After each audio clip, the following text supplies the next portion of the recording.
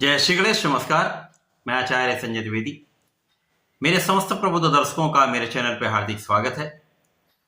आज मैं कन्या राशि का दिसंबर माह का मासिक राशिफल लेकर आपके सम्मुख उपस्थित हूँ। दिसंबर माह कन्या राशि के जातकों के लिए किस प्रकार का होगा, कौन सा भाव प्रबल होगा, कहाँ कितना लाभ ले पाएंगे, कहाँ पर समस्या आ सकती है, उसका क्या निराकरण है, संपूर्ण विश्लेषण मैं पूर्ण तर्क के साथ करने जा रहा हूँ। प्रिय दर्शकों, ये राशिफल आपके चंद्र राशि पर आधारित है, अर्थात आपकी जन्म कुंडली में यदि 6 नंबर में चंद्रमा विराजमान है तो आपकी कन्या राशि। प्रिय दर्शकों, कृपया चैनल को सब्सक्राइब कर लें, बेल आइकन को प्रेस करके ऑल पर क्लिक कर दें। धन्यवाद। कन्या राशि बुध की राशि है। कन्या राशि के लिए यदि हम स्थितियों का अवलोकन करें तो 1 दिसंबर को जो ग्रहों की स्थितियां वो इस प्रकार होंगी। लग्न में ही केतु होंगे, द्वितीय भाव में शुक्राचार्य का गोचर होगा, तृतीय भाव में मंगल के साथ सूर्यदेव का गोचर चल रहा है, चतुर्थ भाव में बुध का गोचर होगा, षष्ठम भाव में शनिदेव होंगे, आपके सप्तम भाव में राहु का गोचर होगा, अष्टम भाव में गुरुदेव बृहस्पति का गोचर चल रहा है जो वर्तमान समय में वक्री अवस्था में है। इसके बाद आपके एकादश भाव में प्रारंभिक समय में चंद्रमा का गोचर चल रहा होगा। इसके पश्चात इस माह का पहला परिवर्तन 13 दिसंबर को होगा, जहां पर बुध वक्री अवस्था में आएंगे तथा इनका गमन वृश्चिक राशि की ओर हो जाएगा। यहां से ये पुनः 28 दिसंबर को मार्गी अवस्था में आ जाएंगे। 25 दिसंबर को शुक्राचार्य का राशि परिवर्तन होगा। शुक्राचार्य द्वितीय भाव से तृतीय भाव में आ जाएंगे। 16 दिसंबर को सूर्यदेव का राशि परिवर्तन आपके तृतीय भाव से चतुर्थ भाव में हो जाएगा, जहां पर ये केंद्र के भाव में आ जाएंगे। 27 दिसंबर को मंगल का भी राशि परिवर्तन होगा। मंगल तृतीय भाव को छोड़कर चतुर्थ भाव में केंद्र के भाव में गोचर करना प्रारंभ करेंगे। ये संपूर्ण ग्रह स्थितियां हैं। इन समस्त स्थितियों का संकलन करते हुए ये राशिफल मैं आपके लिए प्रस्तुत कर रहा हूं। प्रिय दर्शकों, कन्या राशि के लिए यदि हम स्थितियां देखते हैं तो यहां पर लग्न में ही केतु का सप्तम भाव में राहु का गोचर प्रारंभ हो चुका है। अगले लगभग 1.5 वर्ष तक ये स्थिति बनी रही। राहु का प्रभाव जब लग्न पर होता है तो निश्चित रूप से आपके मन में तनाव उत्पन्न होता है, अकारण भय उत्पन्न होता है, कार्यों में अवरोध प्रारंभ हो जाता है, जीवन साथी के साथ समस्याएं बढ़ जाती हैं, मतभेद बढ़ जाते हैं, घर का क्लेश बढ़ जाता है। जब राहु आपके सप्तम भाव में होगा तो इसका सीधा प्रभाव आपके लाभ को अवरुद्ध करने वाला होता है, आपके परिश्रम में कमी करने वाला होता है। अब यहां पर यदि हम स्थितियों को देखते हैं तो जो बड़े ग्रह हैं उनमें शनिदेव का गोचर षष्ठम भाव में चल रहा है तथा गुरुदेव बृहस्पति जो यहां पर आपके सप्तम के ही स्वामी हैं उनका गोचर अष्टम भाव में चल रहा है। यहां पर स्थितियां कहीं ना कहीं कष्टदायी है। जीवन साथी के लिए कुछ स्थिति नकारात्मक बन रही है। यहाँ पर जीवन साथी के स्वास्थ्य में दुर्बलता आ सकती है, जीवन साथी के साथ संबंधों में समस्या आ सकती है, मतभेद बढ़ेंगे। निश्चित रूप से यहाँ समस्याएं बढ़ती हैं। इसी प्रकार से आपसी क्लेश बढ़ जाता है। जीवन साथी के स्वास्थ्य का विशेष रूप से ध्यान रखना होगा। यद्यपि यहाँ पर शनिदेव का प्रभाव गुरुदेव पर भी है, अष्टम भाव पर भी है। इस प्रकार से शनिदेव का प्रभाव आपकी रक्षा करने वाला है तथा आपके जीवन साथी की भी रक्षा करने वाला है, आपके आध्यात्मिकता में वृद्धि करने वाला है, आपके विशेष ज्ञान में वृद्धि करने वाला है। परंतु ध्यान तो निश्चित रूप से रखना होगा। आपके साथ में कुछ यदा कदा कुछ रोग हो सकते हैं, मसल क्रैम्प हो सकते हैं, कुछ मांसपेशियों में दर्द की समस्या हो सकती है। इस समय में कुछ शत्रु बढ़ सकते हैं, परंतु शत्रुओं पर विजय आपकी तय है। ऋण की वृद्धि भी है। ऋण यदि नहीं लेंगे तो आपके लिए अत्यंत प्रभावी स्थिति बनी रही। इसी प्रकार से यदि लग्नेश की स्थिति को हम देखते हैं तो प्रारंभिक समय में ही लग्नेश का गोचर आपके चतुर्थ भाव में चल रहा है, जहां पर गुरुदेव बृहस्पति की राशि में है, गुरुदेव के साथ दृष्ट है।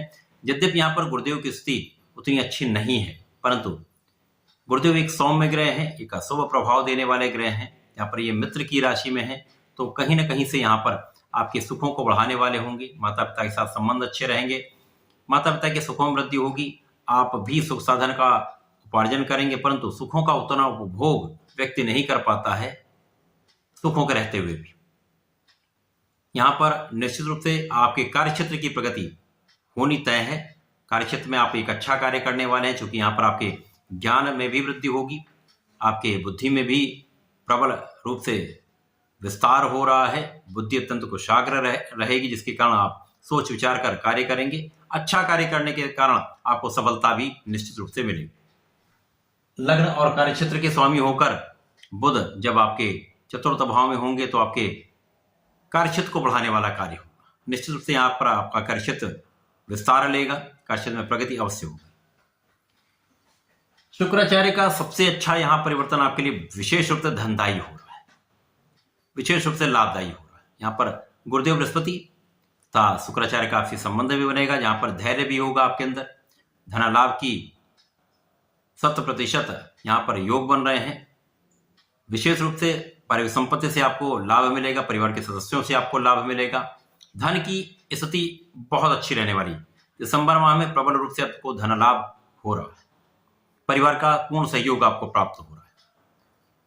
मंगल तथा सूर्यदेव का तृतीय भाव में होना, मंगल चूंकि यहाँ पर पराक्रम के कारक हैं, पराक्रम के भाव में ही है, अपने ही भाव में, तो निश्चित रूप से समय आप अत्यंत पराक्रमी रहने वाले। आपका परिश्रम बहुत बढ़ा हुआ होगा।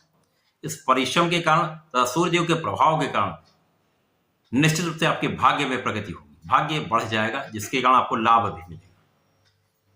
तो कहीं ना कहीं आपके परिश्रम के कारण, भाग्य वृद्धि के कारण कार्य की प्रबलता आपको प्राप्त होती रहेगी, जिससे धन का आप विशेष अर्जन इस माह में तो विशेष रूप से करने वाले।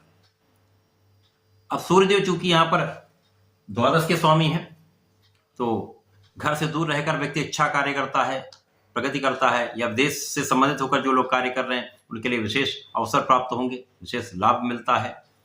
मंगल यहाँ पर आपके षष्टम पर दृष्टि डाल रहे हैं।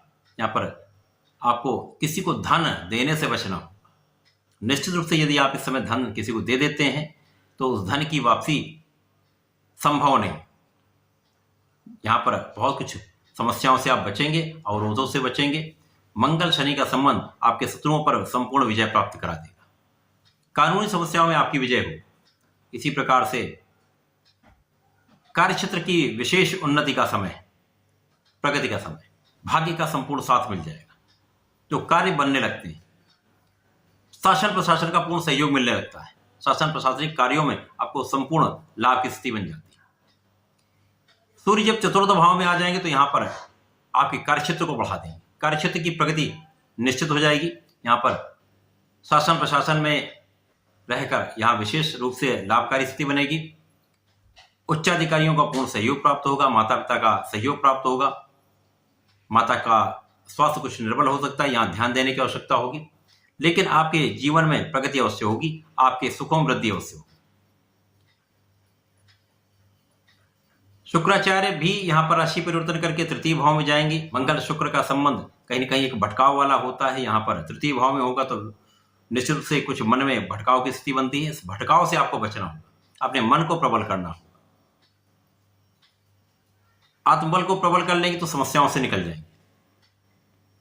मंगल का परिवर्तन जब आपके चतुर्थ भाव में हो जाएगा तो मंगल चतुर्थ भाव में विशेष लाभकारी होंगे, क्योंकि यहाँ पर धनु राशि में, मित्र की राशि में होकर मित्र से दृष्ट होंगे। यहाँ पर सूर्य मंगल का पुनः महापराक्रमी योग बन जाएगा।